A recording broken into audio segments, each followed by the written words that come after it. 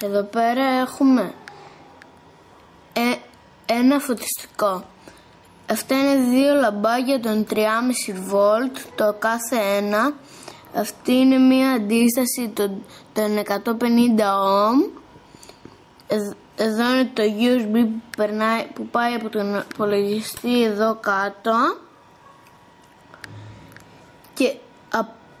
Και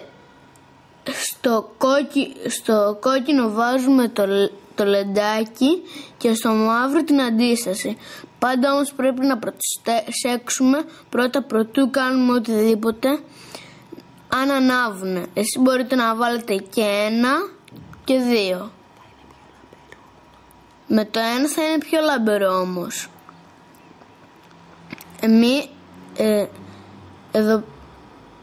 Και εδώ πέρα το έχουμε κολλήσει μεταξύ τους εδώ και έχουμε κόψει το άσπρο και το πράσινο από το USB που ήταν για τις πληροφορίες. Αυτά εδώ τα δύο, το μαύρο και το κόκκινο, είναι για την τροφοδοσία.